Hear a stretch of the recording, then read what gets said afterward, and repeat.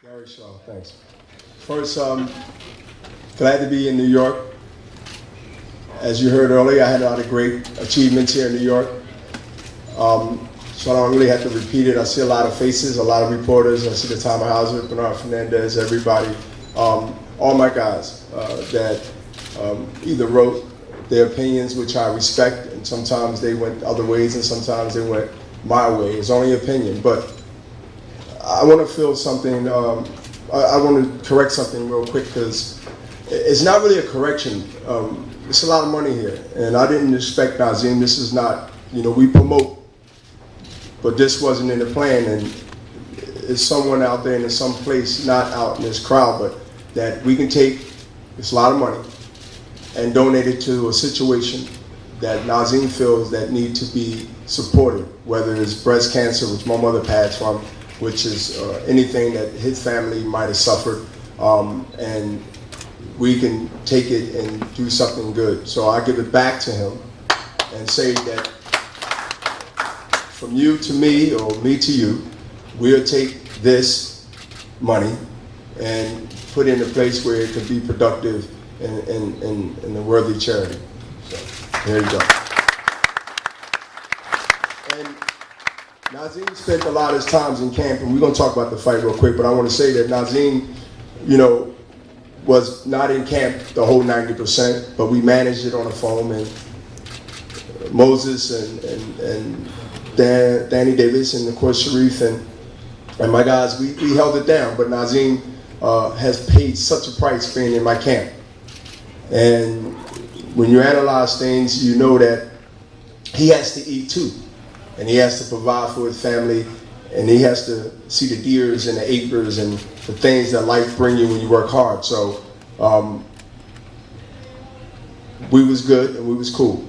So basically I feel that he's getting his pay no matter what stage of that and what time he put in, this fight, next fight, whatever. But he will be here from day one to the end to do what we have to do.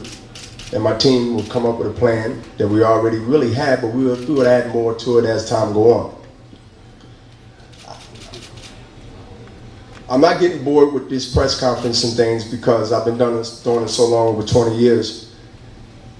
But I always have something to say because every time I fight, I want to be able to say something that the world and the media has to remember or at least look out for.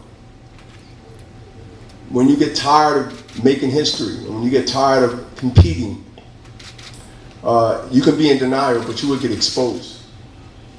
One thing about boxing than any other sport, basketball you can call timeout if you're tired. You won't say you're tired, but you just need a break. Football, you can call timeout. In boxing, either you fight or you quit. They did two things that can make and break your life and your career as a fighter. And some never recover from that. I am not a proven example of that, but I have proven that with other people. No names, no blame. We ain't got to mention names, but they haven't been right.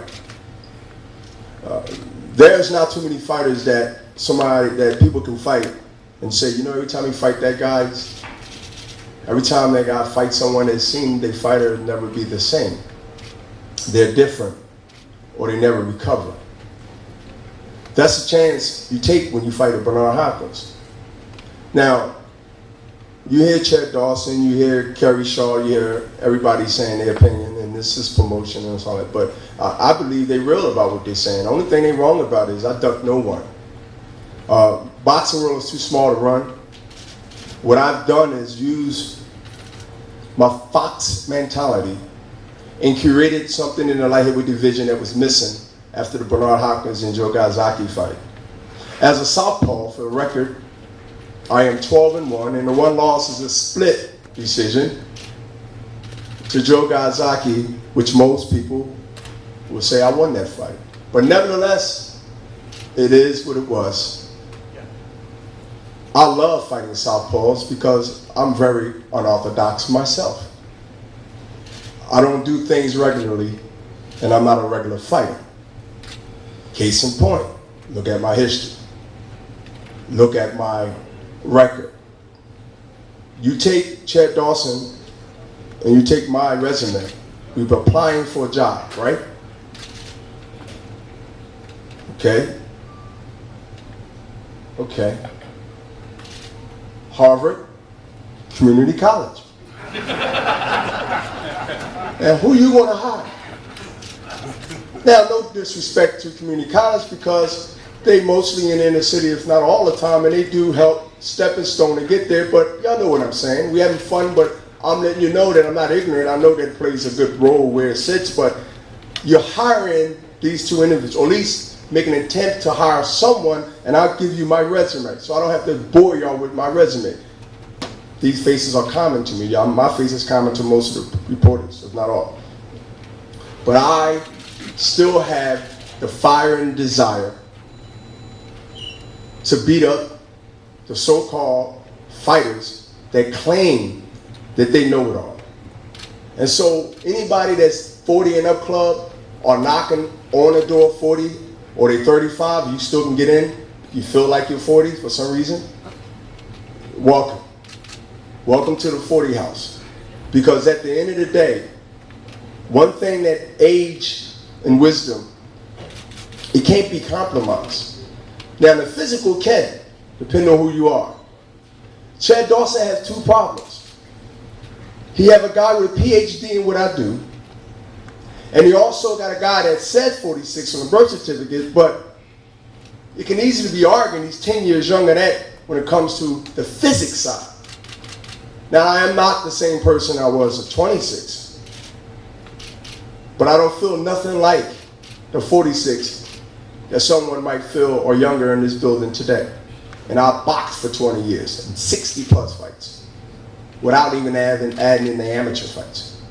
So again, I don't want to bore y'all with things you already know about me. 1988, I started my career. I believe Chad Dawson basically wasn't in existence, rather, as far as the boxing. 1988. Chad Dawson, well, had pampers on. Well, I like to say diapers. Whatever it was, I'm fighting another young, strong, tall, light heavyweight. And so I don't want to downplay that I'm that spectacular where that doesn't play a point. Because me and Father Tom, we always debating whether this the time or not. Oh yeah, I get cramps. I get aches. I'm human. Trust me, pinch me, I'm gonna say ouch. But watch come March 15th to see if I either kept him away or if the family come that night. I think that's what I gotta tell people, that I'm human and I'm willing to take that chance. I'm willing to walk that tightrope without a safety net in the air to say that this what fighters mean and this what fighting mean to me.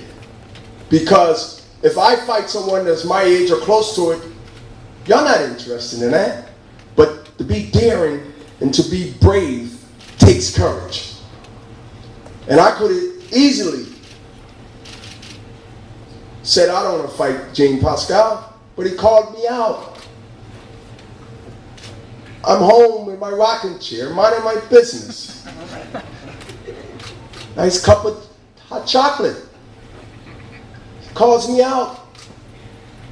So, Chad, I had no problems fighting you back then, but what did that do for me going forward? I know I can beat him. But what's after that? Now we got a story. We got to build up for controversy.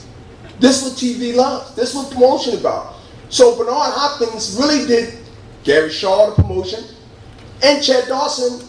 They didn't understand it then. I did, but they understand it now. Really, I started really a buzz again. Think about it. The light heavyweight division is alive and pumping right now. Why? It's because the 7-8 push-ups, but it's because of the activity of the last two fights. He had a chance.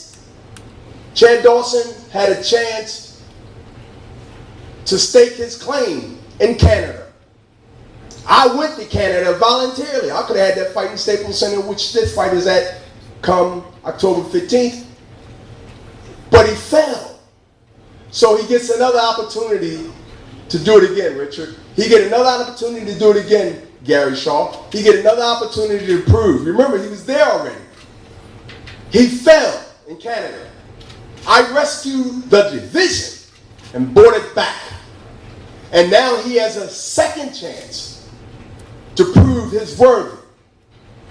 And after October 15th, he shouldn't be on nobody's ratings in the top 10 in any book. And if I see it, you need to retire. Because he gets his second chance. And the second chance is going to be very painful. Because I know me. Chad know him. And let me tell you, I got a rule book that I'm going to systematically break down.